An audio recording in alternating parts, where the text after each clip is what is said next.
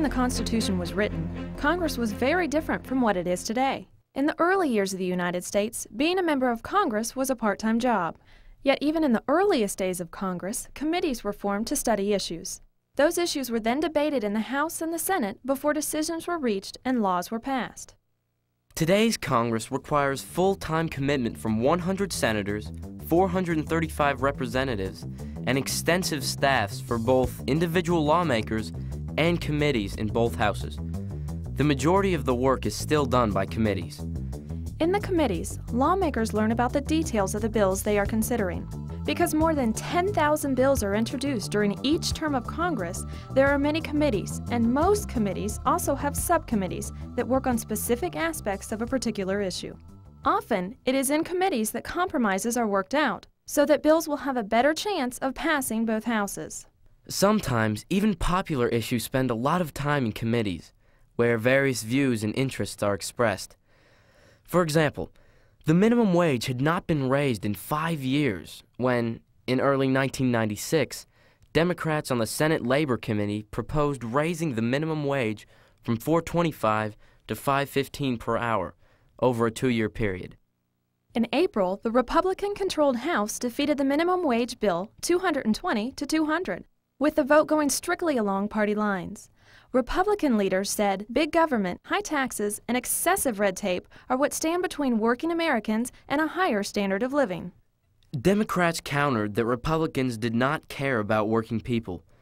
Vice President Gore said the Gingrich-Dole Congress formally said no to a 90-cent raise to the hardest-working, hardest-pressed American citizens.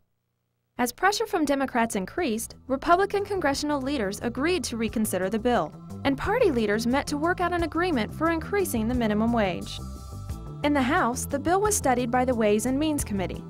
After the bill was discussed and amended, it was passed by the House on May 22nd by a 414 to 10 vote. In the Senate, the Finance Committee was responsible for reviewing and amending the bill. Amendments proposed by Senators Kennedy and Bond were at first rejected by the Senate. After the amendments were modified, the bill passed the Senate on July 9th by a 74 to 24 vote. In order for a bill to succeed, the Senate and House must agree on one version of the bill, which is then sent to the President for acceptance or veto. So next, the two versions of the bill went to a joint committee made up of senators and representatives. In late July and early August, members of the House and Senate conferred to create a bill that was acceptable to both houses of Congress. One of the compromises included in the final bill was $21 billion in tax cuts, mostly for business. When the bill finally went to the House in August 1996, it passed 354 to 72. The Senate also passed the bill by a 76 to 22 vote.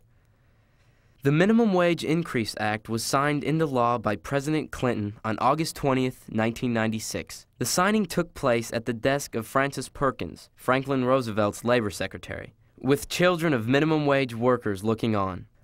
Once the new law was enacted, the minimum wage was raised to $4.75 an hour in October 1996 and to $5.15 an hour on September 1st, 1997. How do you think Congress could operate more efficiently?